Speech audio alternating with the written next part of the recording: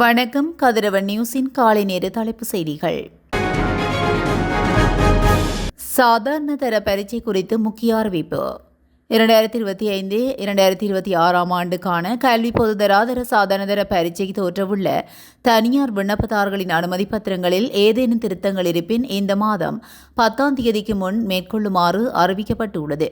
தனியார் விண்ணப்பதாரர்கள் பரீட்சை திணைக்களத்தின் உத்தியோகபூர்வ இணையதளத்துக்கு சென்று தேசிய அடையாள அட்டை இலக்கத்தை உள்ளிடுவதன் மூலம் அவற்றை மேற்கொள்ள முடியும் என பரீட்சைகள் திணைக்களம் அறிவித்துள்ளது. இந்த திருத்தங்களை மேற்கொள்வதற்கான கால அவகாசம் இந்த மாதம் 10ஆம் தேதி நள்ளிரவு 12 மணியுடன் நிறைவடைய உள்ளது. 2025ஆம் ஆண்டுக்கான சாதாரண தர பரீட்சைகள் இந்த மாதம் 17ஆம் தேதி முதல் 26ஆம் தேதி வரை நடைபெறவுள்ளன. நாடு முழுவதும் 3545 நிலையங்களில் பரீட்சைகள் நடத்தப்பட உள்ளன. பாடசாலை விண்ணப்பதாரர்களுக்கான அனுமதி பத்திரங்கள் தற்போது அந்தந்த வலய கல்வி அலுவலகங்களுக்கு அனுப்பி வைக்கப்பட்டுள்ளன. அதிபர்கள் வலய கல்வி அலுவலகங்களின் பரீட்சை பிரிவுக்கு பொறுப்பான பிரதி அல்லது உதவி கல்வி பணிப்பாளரிடமிருந்து இவற்றை பெற்றுக்கொள்ள வேண்டும். மேலும் தனியார் விண்ணப்பதாரர்களுக்கான அனுமதி பத்திரங்கள் ஏற்கனவே அவர்களின் தனிப்பட்ட முகவரிகளுக்கு அஞ்சல் மூலம் அனுப்பி வைக்கப்பட்டுள்ளன. மட்டக்களப்பில் சுதந்திர தினத்தையிட்டு கல்லடி பாலத்திலிருந்து காந்தி பூங்கா வரை கருநாள் எதிர்ப்பு ஆர்ப்பாட்ட பேரணியை கோட்டமனை பாலத்தில் வைத்து போலீசார் தடுத்து நிறுத்தியதை அடுத்து போலீசாருக்கும் ஆர்ப்பாட்டக்காரர்களுக்கும் இடையே முருகல் நிலை அடுத்து அங்கு வீதியில் அமர்ந்திருந்து ஆர்ப்பாட்டத்தில் ஈடுபட்டனர். மட்டக்களப்பில் கிழக்கு பல்கலைக்கழக மாணவர் ஒன்றியம் மற்றும் காணாமல் போன உறவுகள் சங்கம் பொது அமைப்புகள் கரிநாள் ஆர்ப்பாட்டத்துக்கு அழைப்பு விடுத்தனர். இதனையடுத்து மட்டக்களப்பு கல்லடி பாலத்தில் இந்நாள் முன்னாள் நாடாளுமன்ற உறுப்பினர்கள் மற்றும் காணாமல் போன உறவுகள் மற்றும் அரசியல்வாதிகள் உட்பட நூற்றுக்கணக்கான பொதுமக்கள் ஒன்றிணைந்தனர். அரசுக்கு எதிரான சுலோகங்கள் ஏந்தியவாறு கோஷங்கள் எழுப்பியவாறும் காந்தி பூங்காவை நோக்கி ஊர்வலமாக சென்றனர். காந்தி பூங்காவில் சுதந்திர தின நிகழும் இடம்பெற்றதனால் மட்டக்களப்பு நகர் பகுதியில் உள்ள முக்கிய சந்திகளில் போலீசார் மற்றும் கலகம் அடக்கும் போலீசார் பலத்த பாதுகாப்பு கடமையில் ஈடுபட்டு வந்தனர். இந்நிலையில் கோட்டமுனை பாலத்தில் வைத்து ஆர்ப்பாட்டக்காரர்களை போலீசார் காந்தி பூங்காவுக்கு செல்ல முடியாது என போலீசார் தெரிவித்ததை அடுத்து நிறுத்தியுள்ளனர். இதனை அடுத்து ஆர்ப்பாட்டக்காரர்கள் போலீசாரின் தடுப்பை மீறி செல்ல முற்பட்டதை அடுத்து போலீசாருக்கும் ஆர்ப்பாட்டக்காரர்களுக்கும் இடையே முருகன் நிலை ஏற்பட்டது. இதனையடுத்து கலகம் அடக்கும் போலீசார் வரவழைக்கப்பட்டு ஆர்ப்பாட்டக்காரர்களை தடுத்து நிறுத்தியதை அடுத்து ஆர்ப்பாட்டக்காரர்கள் அங்கிருந்து கலைந்து சென்றுள்ளனர்.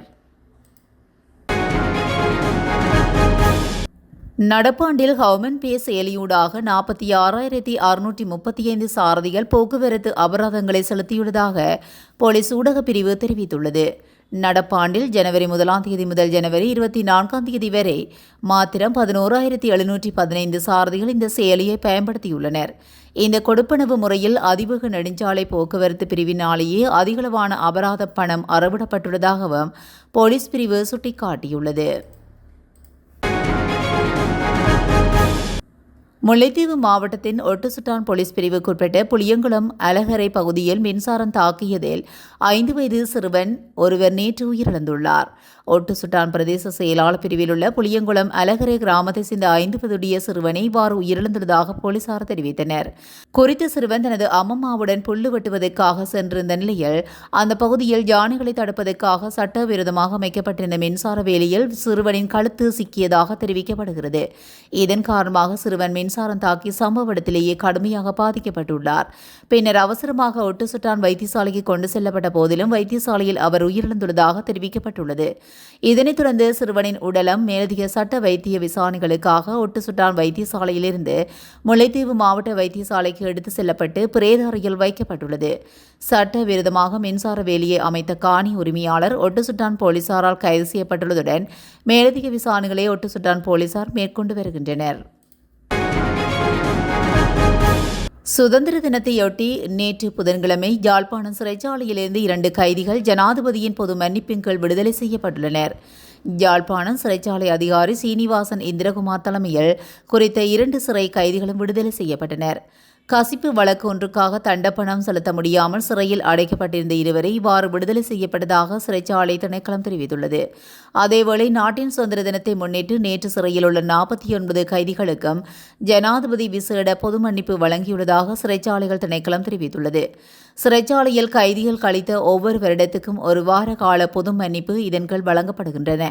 75,000 ரூபாவுக்கும் குறைந்த அபராதத்தை செலுத்த தவறியமையினால் சிறை தண்டனை அனுபவித்து வரும் கைதிகளில் எஞ்சிய தண்டனை காலத்தை ரத்து செய்தல் இந்த பொது மன்னிப்பின் கீழ் இடம்பெறுவதாக சிறைச்சாலைகள் திணைக்களம் குறிப்பிட்டுள்ளது.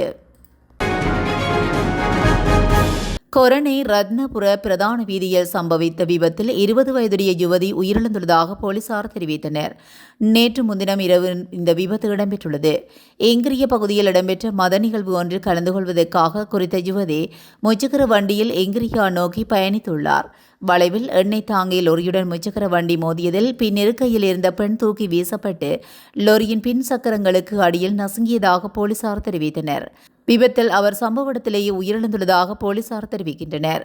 உயிரிழந்தவர் கிரியல்ல பகுதியைச் சேர்ந்த கிருசானி கவிந்தியா குமாரி என்ற 20 வயதுடையவர் என அடையாளம் காணப்பட்டுள்ளார். சம்பவம் தொடர்பான மேலதிக விசாரணைகளை கிரியல்ல போலீசார் மேற்கொண்டு வருகின்றனர். நாட்டின் பல பகுதிகளில் உள்ள சந்தைகளில் மரக்கறிகளின் விலைகளில் மாற்றம் ஏற்பட்டுள்ளதாக சந்தை வட்டாரங்கள் தெரிவிக்கின்றன.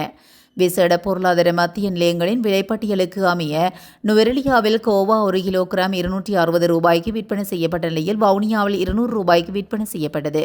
கேரட் 1 கிலோகிராம் நுவரெலியாவில் 340 ரூபாய்க்கும் வவுனியாவில் 380 ரூபாய்க்கும் விற்பனை செய்யப்பட்டதுடன் பீட்ரூட் 1 கிலோகிராம் நுவரெலியாவில் 280 ரூபாய்க்கும் வவுனியாவில் 350 ரூபாய்க்கும் விற்பனை செய்யப்பட்டது. அண்மையில் அதிக கேள்வி நிலவிய கரிமிளகாய் 1 கிலோகிராம் வவுனியாவில் 850 ரூபாய் விற்பனை செய்யப்பட்டதுடன் நுவரெலியாவில் 750 ரூபாய்க்கு விற்பனை செய்யப்பட்டது. தொடர்ந்தும் குடைமிளகாய் வகைகளுக்கான கேள்வி அதிகரித்துள்ள நிலையில் நுவரெலியாவில் நேற்று சிவப்பு குடைமிளகாய் 1 கிலோகிராம் 4100 ரூபாய்க்கும் மஞ்சள் குடைமிளகாய் 1 கிலோகிராம் 4100க்கும் பச்சை குடைமிளகாய் 1900 ரூபாய்க்கும் விற்பனை செய்யப்பட்டது. இதேவேளை வவுனியாவில் குடைமிளகாய் 1 கிலோகிராம் 950 ரூபாய்க்கு விற்பனை செய்யப்பட்டது. 1 கிலோகிராம் லேக்ஸ் நுவரெலியாவில் 300 ரூபாய்க்கு விற்பனை செய்யப்பட்டதுடன் வவுனியாவில் 380 ரூபாய்க்கு விற்பனை செய்யப்பட்டது. 1 கிலோகிராம் உருளைக்கிழங்கு வவுனியாவில் 375 ரூபாய்க்கு விற்பனை செய்யப்பட்ட நிலையில் நுவரெலியாவில் 370 ரூபாய்க்கு விற்பனை செய்யப்பட்டதாக சந்தை தரவுகள் தெரிவிக்கின்றன. பொலித்தீன் பைகளுக்கு நுகர்வோரிடமிருந்து பணம் அறவிடுவதனால் நிறுவனங்கள் பெருமளவு லாபத்தை பெறுவதாக சுற்றுச்சூழல் நீதிக்கான மத்திய நிலையத்தின் தலைவர் ஹேமந்த விதானகே தெரிவித்துள்ளார். பொருட்கொள்வனவின் போது விநியோகிக்கப்படும் பொலித்தீன் பைகளுக்கு நுகர்வோரிடமிருந்து அறவிடப்படும் பணத்தால் நிறுவனங்கள் அதிக லாபத்தை ஈட்டுகின்றன. முன்னதாக பொருட்கொள்வனவின் போது பொலித்தீன் பைகளை இலவசமாக வழங்கிய நிறுவனங்கள் தற்போது அதற்காக நுகர்வோரிடமிருந்து பணத்தை அறவிடுகின்றன. இதன் மூலம் ஒரு நாளைக்கு சுமார் 50 மில்லியன் ரூபாய்க்கும் அதிகமான தொகையை நிறுவனங்கள் லாபமாக ஈட்டுகின்றன. பொலித்தீன் பைகளுக்கு அறவிடப்படும் பணம் அரசாங்க வரியாக சேகரிக்கப்பட்டு கழிவு முகாமைத்துவம் மற்றும் சூழல் பாதுகாப்பு தொடர்பான விழிப்புணர்வு திட்டங்களுக்கு பயன்படுத்தப்பட வேண்டும். எனினும் கடந்த அரசாங்கமும் தற்போதைய அரசாங்கமும் இந்த வரியை முறையாக நடைமுறைப்படுத்தவில்லை. இந்நிலையில் நிறுவனங்கள் ஈட்டும் இந்த மேலதிக லாபத்தை அரசாங்கம் முறையாக வரி மூலம் வசூலித்து அதனை சுற்றுச்சூழலை பாதுகாப்பதற்கு பயன்படுத்த வேண்டும் என வலியுறுத்தியுள்ளார். திரிவனகெட்டிய தோட்டத்திலுள்ள லயன் அறைக்குள் 76 வயதான மூதாட்டியொருவர் உயிரிழந்த நிலையில் மீட்கப்பட்டுள்ளார். குறித்த மூதாட்டியின் மரணம் அவரது மண்டியோடு மற்றும் மூளையில் ஏற்பட்ட பலத்த காயங்களால் ஏற்பட்டதாக களுத்துறை நாகுட போதனா வைத்தியசாலை தெரிவித்துள்ளது. உயிரிழந்தவர் மககம திரிகனகெட்டிய பகுதியில் வசிக்கும் பெருமாள் லட்சுமி என அகலவத்தை போலீசார் அடையாளம் காணப்பட்டுள்ளனர். 31ஆம் தேதி இரவு குறித்த வீட்டுக்குள் உடல் ஒன்று கிடப்பதாக போலீஸ் அவசர பிரிவுக்கு கிடைத்த தகவலை அடுத்து விசாரணை தொடங்கப்பட்டுள்ளது. குறித்த மூதாட்டி வீட்டின் சமையலறையில் இரத்த போக்குடன் முகம் குப்புற விழுந்து கிடந்துள்ளார். பிரேத பரிசோதனை அறிக்கையில் அவரது தலையின் பின்புறத்திலும் முகத்திலும் பலமாக தாக்கப்பட்டதற்கான அறிகுறிகள் இருப்பதாக குறிப்பிடப்பட்டுள்ளது. சம்பவத்தில் உயிரிழந்த பெண்ணின் உடல் களுத்துறை நாகொட போதனா மருத்துவமனையில் பிரேத பரிசோதனைக்கு உட்படுத்தப்பட்டது. அதன் முடிவுகளின்படி பெண்ணின் மரணம் விபத்தினால் ஏற்பட்டதல்ல, மாறாக திட்டமிட்ட தாக்குதலால் நிகழ்ந்தது என்பது உறுதியாகியுள்ளது. மரணம் ஒரு படுகொலை என உறுதிப்படுத்தப்பட்டுள்ள நிலையில் இதனுடன் தொடர்புடைய சந்தேக நபர்களை கைது செய்வதற்கான நடவடிக்கைகளை அகலவத்தை காவல்துறையினர் ஐஸ், கஞ்சா, போதை மாத்திரை உள்ளிட்டவற்றுடன் பல்கலைக்கழக மாணவன் ஒருவர் கைது செய்யப்பட்டுள்ளார். சட்டவிரோத போதைப் பொருள் விற்பனையிலிருந்து கிடைத்த வருமானமாக சந்தேகிக்கப்படும் 50,000 ரூபாய்க்கும் அதிகமான பணத்தையும் போலீசார் பறிமுதல் செய்தனர்.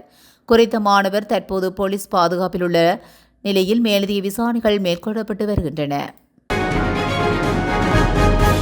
பதுளை நகரில் உள்ள பிரபல உணவக கட்டடம் ஒன்றில் நேற்று காலை திடீரென ஏற்பட்ட தீ விபத்தில் உணவக கட்டடம் தீக்கிரையாகியுள்ளது. பதுளை மாநகர தீயணைப்புப் படையினரின் கடும் முயற்சியினால் தீப்பற்றல் கட்டுப்பாட்டுக்குள் கொண்டுவரப்பட்ட போதிலும் உணவகத்திலிருந்து உணவு பண்டங்கள், உணவகத்தின் அத்தியாவசிய பொருட்கள் தீக்கிரையாகியுள்ளன.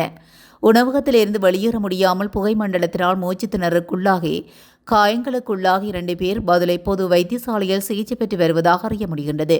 மேலும் தீ விபத்து சம்பவம் தொடர்பாக பதுளை போலீசார் மேலதிக விசாரணைகளை மேற்கொண்டு வருகின்றனர். இத்துடன் கதிரவன் நியூஸின் காலை நேர தலைப்பு செய்திகள் நிறைவடைகின்றன. தொடர்ந்தும் செய்திகளோடு இணைந்திருக்க கதிரவன் நியூஸுடன் இணைந்திருங்கள். நன்றி, வணக்கம்.